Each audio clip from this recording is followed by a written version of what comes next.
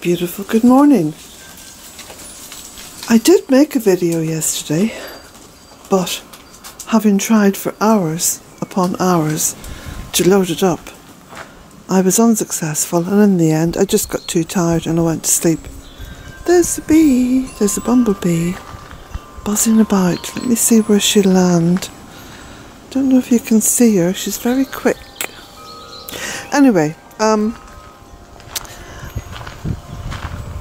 been working outdoors, and the playhouse is going to be taken down.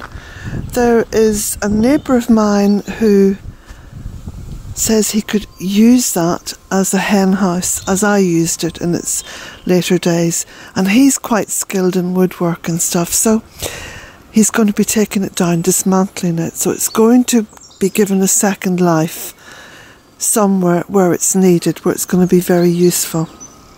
So I'm thrilled about that. I'm hoping to get some of the wood patched up down here. You can see I've got my gloves on, look, I'm working. So bits of wood need to be taken out and patches need to be put in. Anyway, all in a day's work. Now, I'll show you what I'm up to just at this moment in time, because I just came in to the cottage to pick up my camera and to take a little bit of a break. I'll take you back up here. So I've been collecting kindling and just doing a little bit of a tidy up. Of course, I don't take all the wood, I only take a very small percentage of it, because I leave most of it to break down and to feed and to fertilise the soil here, which of course, as you know, used to be very, very poor. Look at that boy, look. It's the March Madness. It's upon him. The March Madness is upon him, isn't it, Jack? Yeah, you're a happy boy this morning. Very funny. Oh, there he goes again.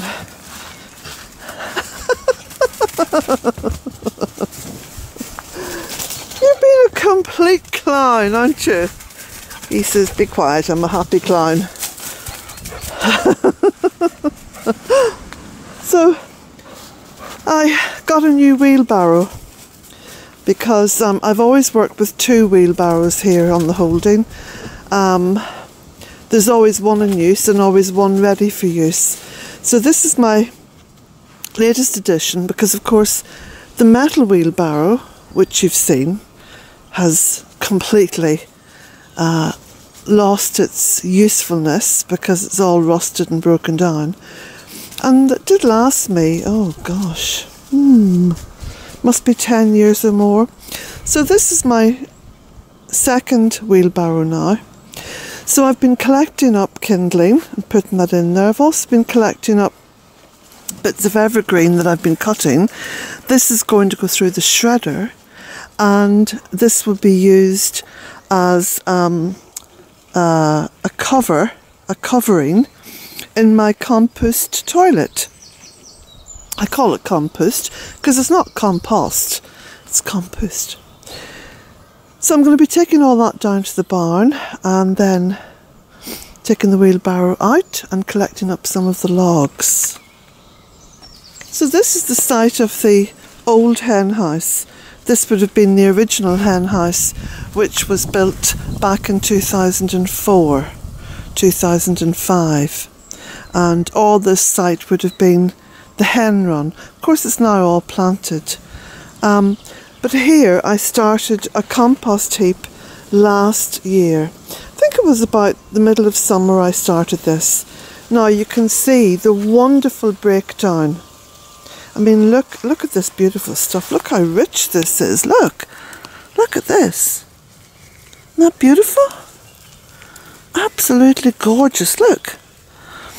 So I'm using this now in various planting around the garden. Now I wouldn't use it for seed sowing because this is cold composting, which means that it keeps the integrity of the seeds therein.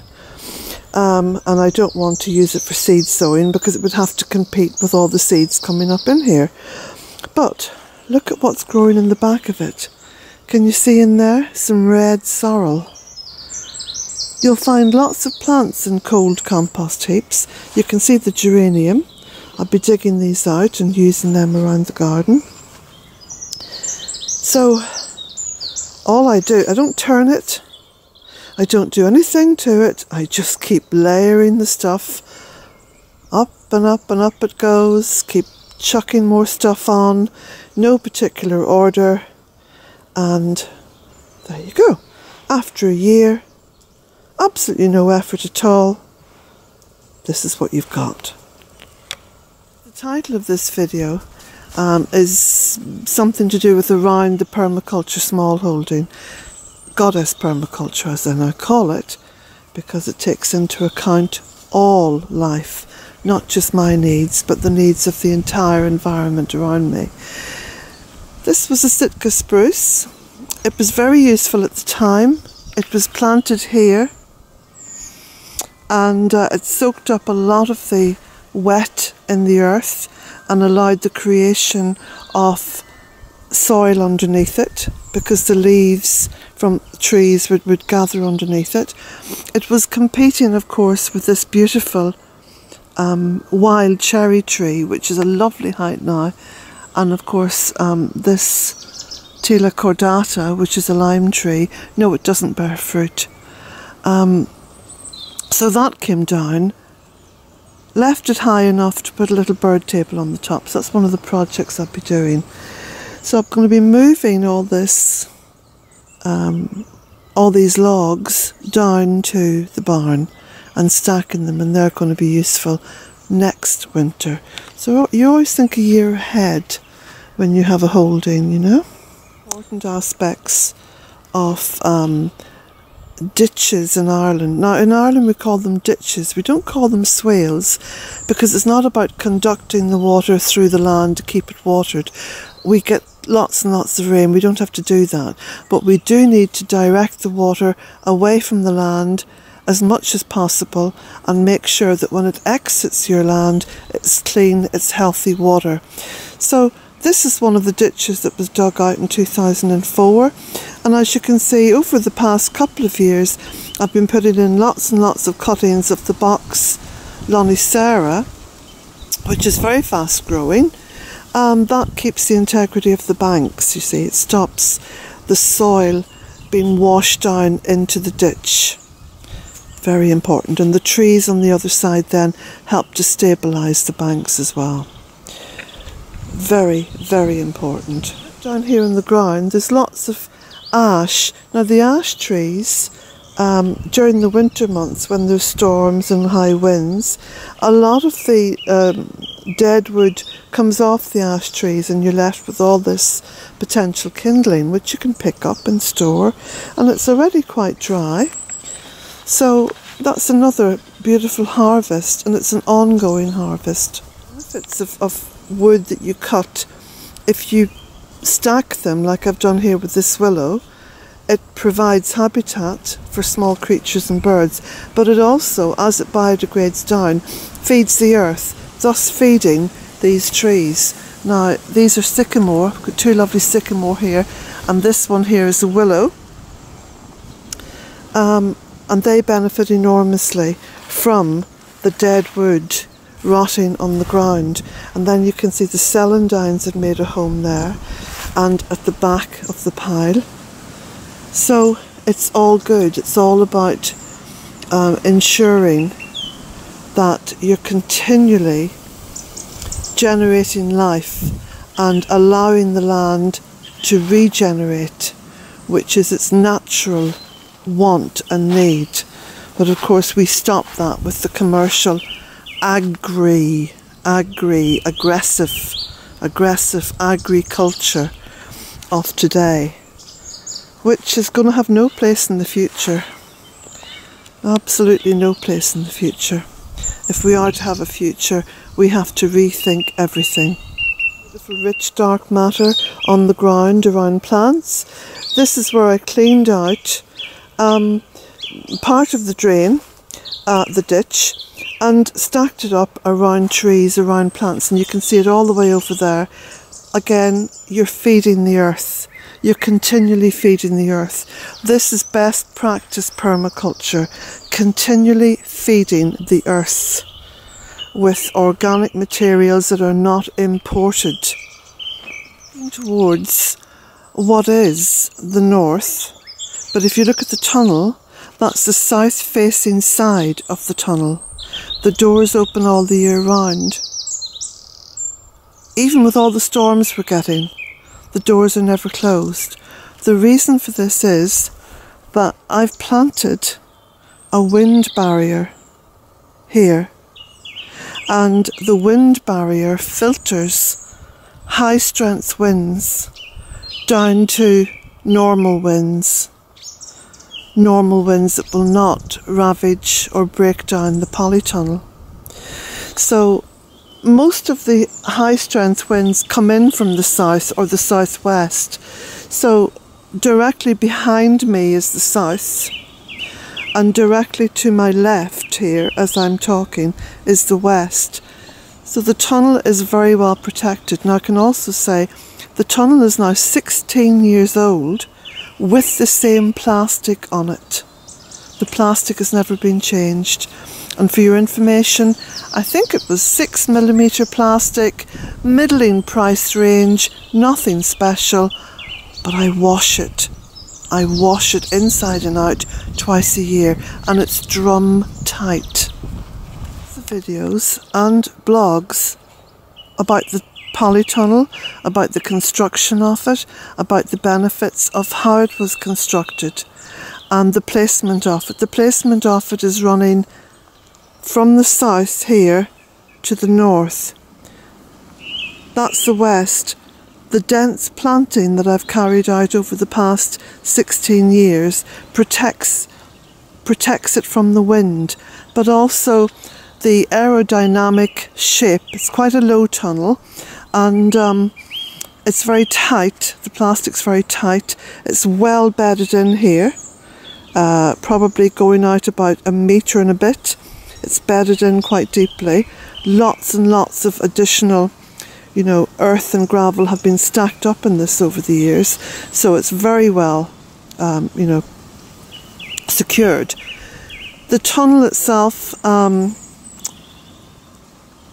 you can see this beautifully rounded shape here. It doesn't have these high walls. It's a lovely rounded shape.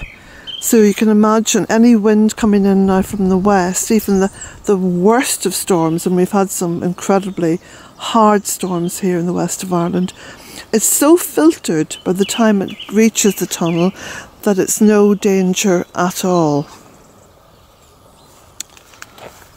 Down through the tunnel, this is now what good Goddess Permaculture represents.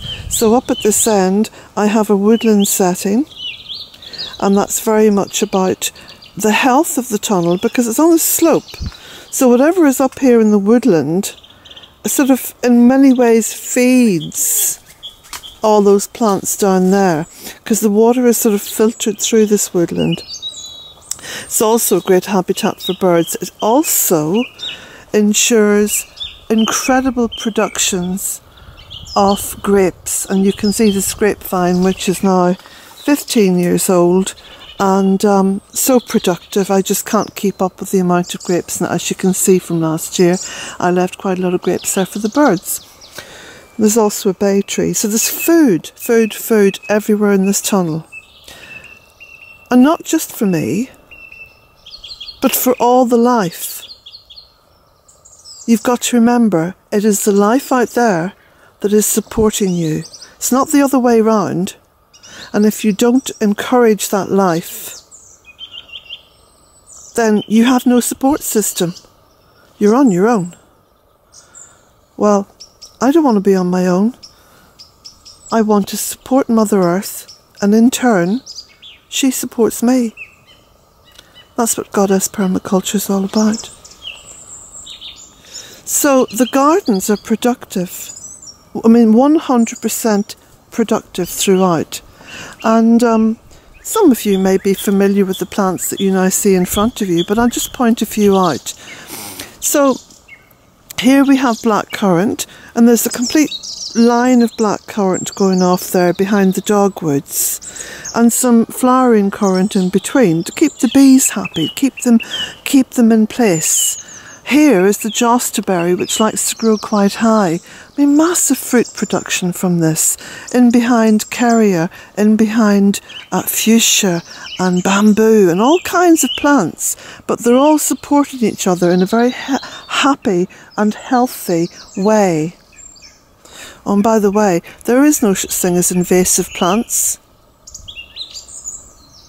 You have invasive people, and you have people who don't bother to go out onto the land and maintain it, caretake it, do the job that we're put here on earth for. So when people say to me, oh, that's invasive, you've got this here, you've got that there, you've got the... Show me where it's invaded. You see, it doesn't have room to invade. Look at the rhododendron there. That's been there for 14 years. Where can it invade to? I've planted so tightly and so densely, plants have got to just shuffle in together. Nothing invades. You only have invasive species, as they're called, when you have lazy people who have so much land that they don't bother to maintain it. Like there's an issue down in Connemara now around, I'm trying to think of the name of that big house, that big estate there. But they say, oh, the rhododendron's invaded everywhere, it's terrible, it's awful, you know. What I say is, whoever owns that land has far too much land if they're not maintaining it. If they can't afford to have it maintained, sell some of it, give some of it. You know, there are so many people wanting land now. There's no excuse for this nonsense about invasive species. We need more people on the land. We need to make sure that the land is well planted and well secured for the future. Mother Earth fills a vacuum. And that's what all these people who moan about invasive species will not admit to. And if the vacuum is there, it's because we've made the vacuum. We need to be a bit more responsible and accept responsibility for this. There are compost heaps all over the land here. I do cold composting. It's just a matter of throwing it on, keep adding to it, away it goes, let it do its thing. This is last year's compost heap, which I've since taken most of the compost out of. I haven't planted anything in there at all. All this Russian kale has come up on its own because of cold composting. And you'll see from previous videos all the plants that are in there growing because I've cold composted. I've done exactly what Mother Nature does. Cold composted. No need for turning and slogging back-breaking work. If you want to be involved in that nonsense, you're not really thinking about how Mother Earth does it. Watch her. She'll show you the way. Watch closely. Think about it. That's the basis of good permaculture, and it's certainly the basis of excellent goddess permaculture. So over recent days I've washed one side of the tunnel, and you can see from the shine all the algae is removed. This is the pass, which has always been quite a wet pass, so I've always done the chop and drop on here. But if you look into this area, which is basically the wild edge, you're looking at another compost heap here. You're looking at wind barriers planted over there. So there's lots of willow, there's some laurel, there's some trees, there's sycamore, there's all kinds of plants coming up there. But if you look along the edge of this pass, this is a harvestable hedge. So in there you've got lots of raspberries, lots of black currants, you've got some josterberry, you've got some fuchsia. Remember, the flowers of the fuchsia produce beautiful seeds which can be used in jam. You've got some hebes up there as well, you've got spirea. The spirea is wonderful The bees adore it. If you leave the seed heads throughout the winter, they feed the birds. We're talking food for everyone here. All right, let's stop being selfish. Let's think about all the living life on Earth. Most of all, the most intelligent, living, sentient being of the lot, Mother Earth. Feed her. Up a little peek up the Polytunnel from the other side, and got some wood drying in here. Lots and lots of flowers, lots of plants, masses of herbs. Herbs grow so well here in the west of Ireland. Then I've got a peach tree up there, and this nectarine tree which is coming into blossom. All the water is from a spring well further up the hill, which has been tapped and comes through here and also comes into the cottage. Now, just look closely at some of this. So there's lots of bronze fennel coming up there, great in salads. A little bit of Russian kale it's gonna miss. You can see all the various plants coming up. And what I do during this part of the spring, I come in here and I sort of throw seed around, you know, salad seeds and vegetable seeds. And there's so many surprises for me then as I progress through the summer. And I'm coming in here and I'm looking and think, oh, that's such and such. Like, for example, look at this. Coming up beside the foxglove, red sorrel, you know?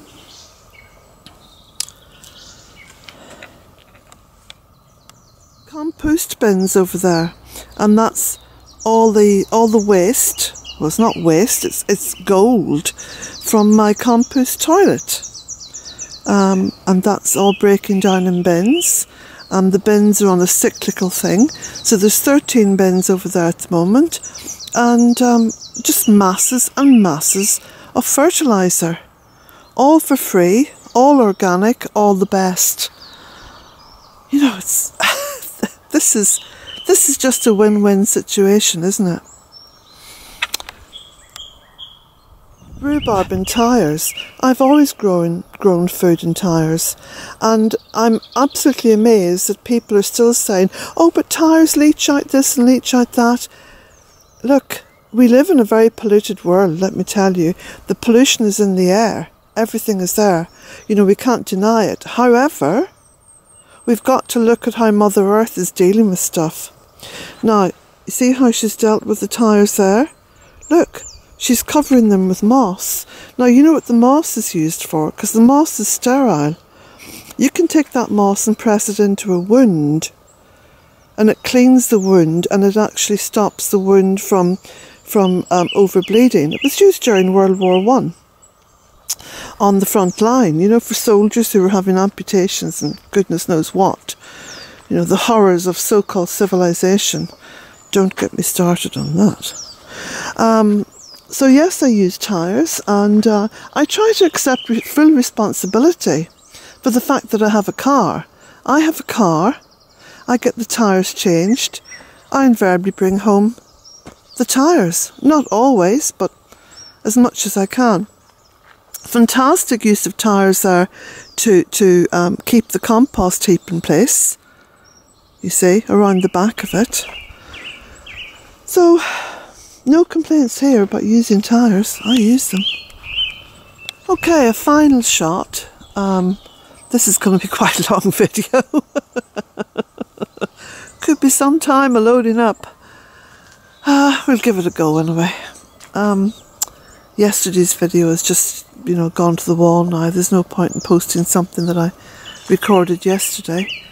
So I'll just leave you with the last shot of the back of the holding. Now, I've got 3 acres, and this is only a very small part, a very, very small part of the 3 acres, because it all kind of goes away off downhill. And okay,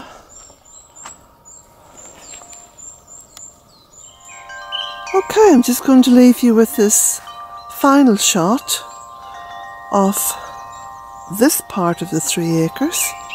I've written a book about it, of course, A Cottage in 3 Acres. this is just a tiny part of the 3 acres that I've walked you around. I've literally gone from here, up, around, up along the back, down, past the tunnel and across this way, okay?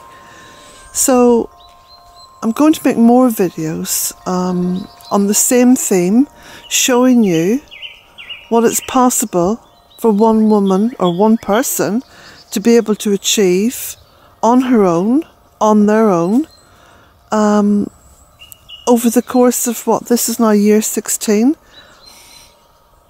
No help. Done it all myself. I'm very proud of that, and I'm proud of it for one reason. I'm proud of the fact that I've done it myself because it will inspire others to understand that they too can do it. That you don't need an army of helpers, you certainly don't need to have money. Virtually everything that I've planted here I've either grown from seed, or I've grown from cuttings, or I've dug up plants in the wild, you know, along the edges of roads, etc. So it's all possible, it's all doable.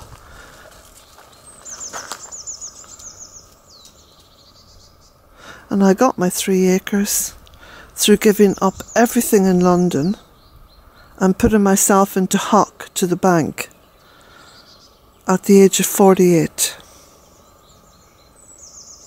I borrowed the money to buy this place, and I won't have it paid back until I'm 67. So that's another 3 years of mortgage payments. So don't think that I'm in any way privileged. I certainly am not. And if you see the original photographs, again, which I'll post at the end of this little video, I'll post the original photographs of how this place looked. You know? It's all very doable. Anyway, blessings to you all. And I'm going to make some more videos showing you further down the holding. Of course, there are lots and lots of videos on this site that you can see. So you don't have to wait for me to post anymore. But I will post some more in explaining all the various aspects of permaculture that have helped to heal this land and evolve it into goddess permaculture. Blessings to you all.